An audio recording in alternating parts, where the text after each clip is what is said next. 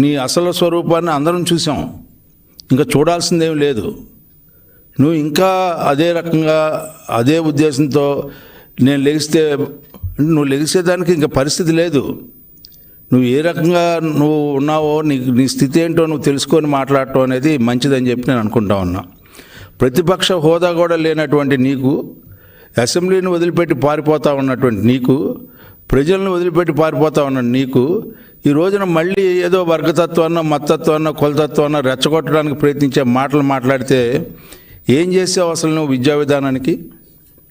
విద్యా విధానానికి చేయాల్సింది చేయకపోగా ఎవరినైతే ఆచార్య దేవోభావ అంటామో వాళ్ళని మద్యం షాపుల దగ్గర మద్యం అమ్మించడానికి క్యూల్లో నించోబెట్టినటువంటి నీవు తరగతి గదులకి పరిమితి చేసి తరగతుల గదిలోంచి ఈ సమాజాన్ని స్థాపించడానికి నిజమైన పౌరులుగా తీర్చిదిద్దాల్సినటువంటి తరగతుల గదుల్లో ఉండాల్సినటువంటి ఆచార్యుల్ని నువ్వు తీసుకెళ్ళి మద్యం షాపుల దగ్గర నుంచోబెట్టినప్పుడు ఏమో నీకు మద్యం మీద ఉన్నటువంటి ప్రేమ. ఎందుకంటే దాంట్లో డబ్బులు దోచుకోవాలి, అవినీతి చేయాలి, సంపాదించాలి.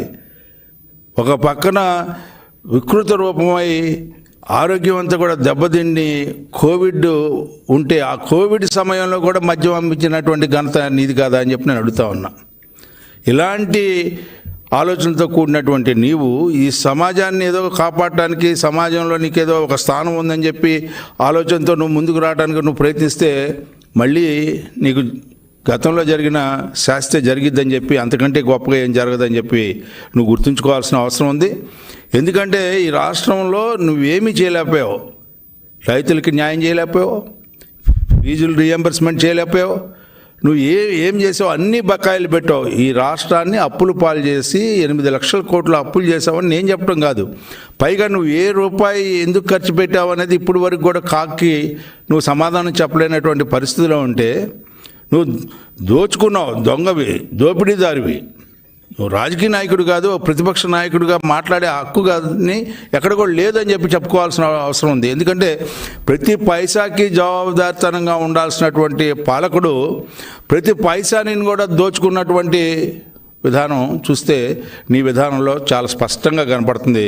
అందుకని ఈ రోజున గుర్తుపెట్టుకోవాల్సింది, ఇవాళ ఇంకా నీకు చెప్పాలని చాలా విషయాలు ఉన్నాయి. ఎందుకంటే నేను ఇంతకంటే ఎక్కువ మాట్లాడకూడదని చెప్పి మాట్లాడలేదు. కానీ ఈ రోజున ఈ రాష్ట్ర రాజకీయాల పట్ల నువ్వు చూపించినటువంటి విధానం వల్ల ఈ రాష్ట్రం 25 సంవత్సరాలు వెనక్కి వెళ్ళింది అన్ని రంగాల్లో కూడా.